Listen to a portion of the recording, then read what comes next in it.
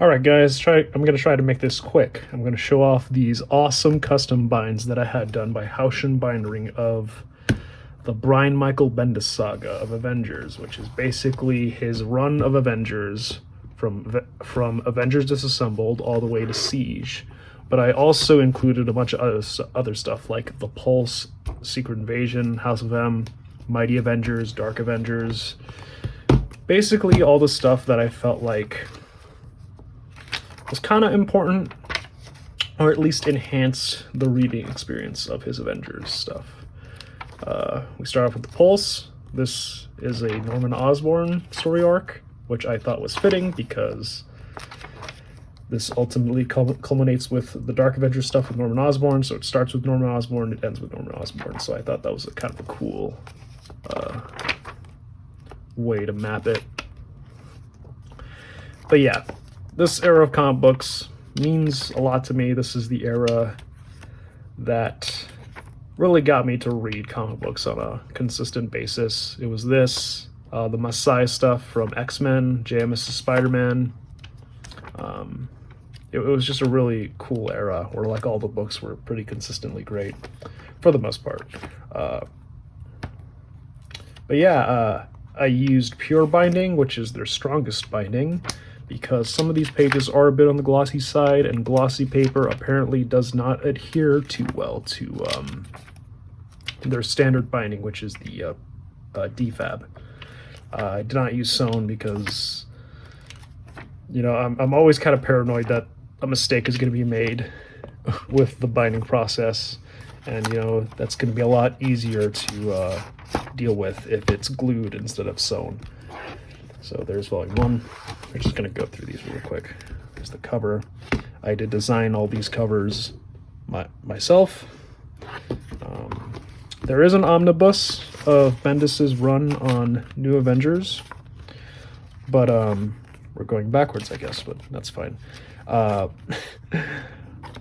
But unfortunately, it doesn't seem like they're going to do any more, and also, if they did do more, it would not be collected as comprehensive as this. It would not include stuff like The Pulse or House of M or Secret Invasion or Mighty Avengers or Dark Avengers. But with these custom binds, I can collect all that stuff. That's what's so awesome about this process. It takes a while. Houchen takes about 3 to 4 months to get your books complete, but I think it's kind of worth it. Because it's just so satisfying to put these books together, take them apart, put them together, put them in different stacks for the different volumes. And, you know, you get them and you get these beautiful books that, especially if, you know, you're decent at cover design. There's something I wanted to show you, because one problem with, you know, custom binding is that sometimes you do get some gutter loss. I'm pretty sure it was in this. It's in the wedding issue. Here we go. Should be here. So as you can see, this word bubble went really close to the edge. So as a result of the binding, some of the text did get cut off. You can still read it, but it's a little annoying. But I think it's worth it just to have these awesome books. They look great on the shelf. I'm so happy when I got these in. I was just so excited. Shout out to Tom and Danielle. Those are the two people that you're probably going to be communicating with the most when you get an order from Houchen. Danielle, she's like the person you go through for the invoices and the payment, and Tom is kind of the guy who's like in charge of all the comic book stuff, at least email-wise. And there's great communication, great back and forth. And, you know, if there's something a little bit off with the dimensions of the book or something, or the covers, they'll let you know. We did have like a mix-up with like volume 1 and 2 with the dimensions.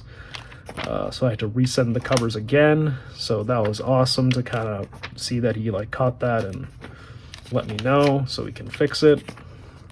Just some great customer service. So I'd highly recommend using Houchen Bindery. There are other binderies you can use that are great, but like I think at the moment Houchen is the only place where you can do graphic covers, which I really wanted to use graphic covers for this material. For like older comic books, or like, you know, because I plan to do a series of Batman books, and they're all going to be cloth books, and I think cloth books work really well with Batman. But for this stuff, I think graphic covers work the best. With this volume, I did do something a little controversial. I put the because there's a series of tie-ins that kind of show like what the Skrulls were doing before Secret Invasion. But like the thing about those issues is that they kind of spoil like some of the Skrull reveals. So really you're supposed to read them after Secret Invasion, but I put them before because I just, you know, I already know, you know, these are my books, right? So I already know who's who. So I think it'll be cooler to kind of read that more in a proper chronological order. So, you know, you see this whole story of the Skrulls and like what happened to them and the stuff with the Queen before you start into Secret Invasion. I think that gives an interesting perspective.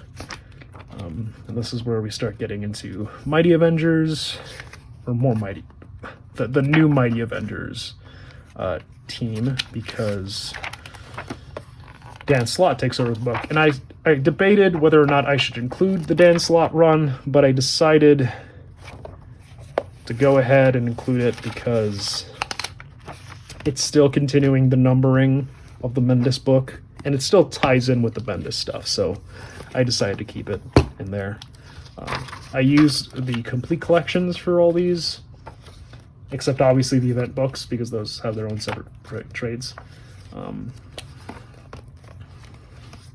But yeah, I am ecstatic about these. I do plan to do another set of books kind of done in this style with the Messiah era of X-Men, from Messiah Complex all the way to Avengers versus X-Men. So that's gonna be really exciting. I already started putting the books together, so I'll probably have them shipped out in like a week or two, and then that's probably gonna take another 3 to 4 months to complete. But yeah, really awesome stuff. It's just so satisfying to have these books the way, you know, you kind of want them to be. I especially love the spine design I did. I took like the lightning from like the first issue and I kind of like stretched it out and kind of like rotated it, and then I have a character on each volume, a different character. So yeah, and here's the last volume, going up to Siege. And but I also went ahead and threw an Avengers Prime in there because I thought it was a nice kind of cap off to the whole thing. You know, you seeing the original trio of Avengers kind of coming together again. But yeah, man, I love them. I don't know what else to say. I will say, when you're doing trades, since, you know, they're not collecting the ads or anything, you do have an issue where, like, on one side of a page, there would be, like, it would be the last page of one issue, and then the next, and then you flip it over, and you get the cover of the next issue. But if you want to put something else between those two issues, you can't really do that unless you scan the page and make a copy, which is what I did here.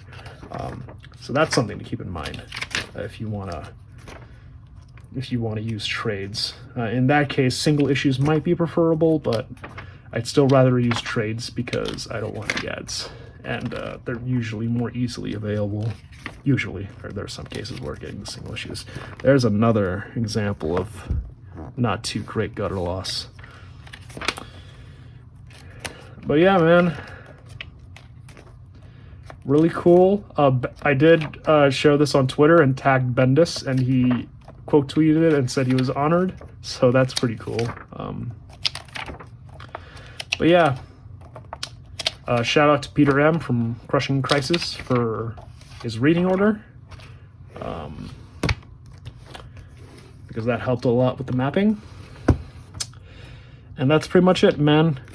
Let me know what you think, and let me know if you want to do some custom binding with your comic books. Thanks for watching.